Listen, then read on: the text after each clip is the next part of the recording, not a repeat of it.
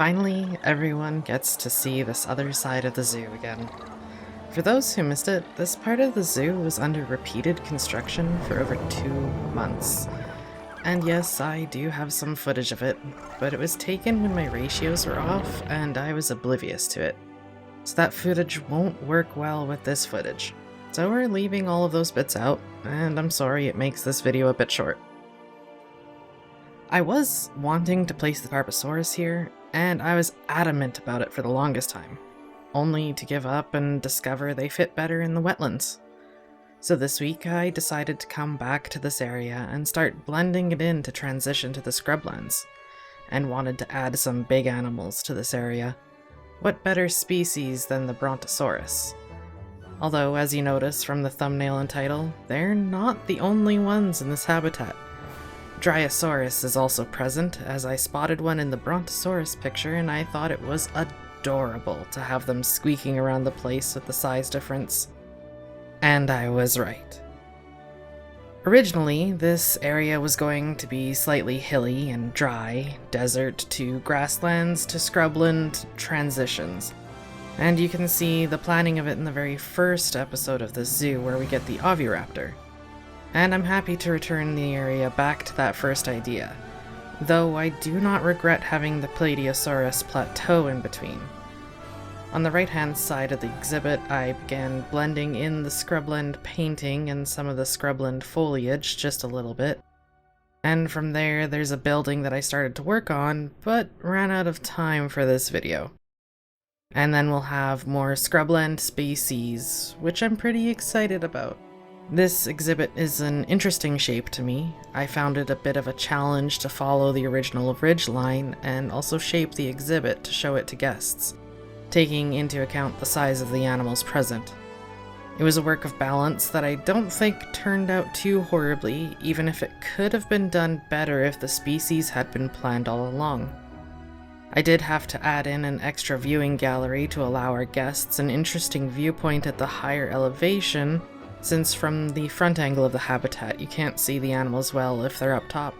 I wanted to keep the foliage low and still meet the requirements of both species, and I ended up meeting their needs in the middle. And so I do have some room to back off some of the foliage if I wanted to, and I just might clear up some of the bushes above the water's cliff. But currently I think it's a pretty neat view, one of the exhibits that I find more interesting. At the end of the time-lapse, I include a clip of the tall herbivore feeders being refilled. I thought it was a super interesting animation that, to be honest, the game devs did not have to go to such lengths to include. But it does really show the dedication and commitment that they have to ensuring this game is both realistic and full of delightful touches that other companies would disregard or skip out on. I also included a clip of our male Brontosaurus standing up. It was an animation I didn't intend to capture, but I'm super pleased I did, as I was not expecting it. I would ramble on, but my time is very limited and I have a feeling this is going to be late as it is. So I hope you all enjoy the rest of the video. Only a couple of calls from Nigel today, sadly. Take care, everyone.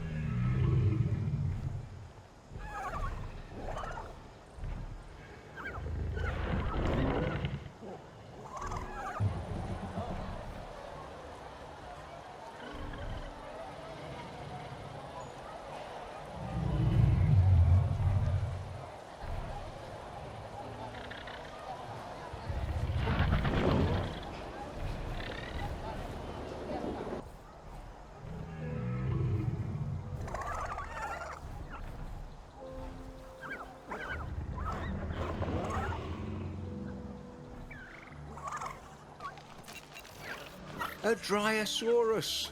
Only juvenile specimens of these dinosaurs have been found in the fossil record, so I'm eager to see how much larger this one will get.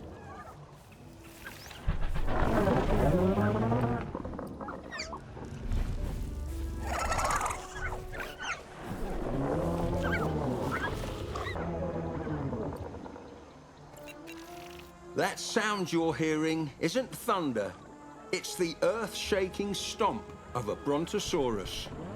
These dinosaurs have been shaking the big screen for over 100 years, starting with one of the first ever animated films, Gertie the Dinosaur. Gertie was never the best behaved dinosaur, so hopefully we won't have as much trouble trying to keep this Brontosaurus in line.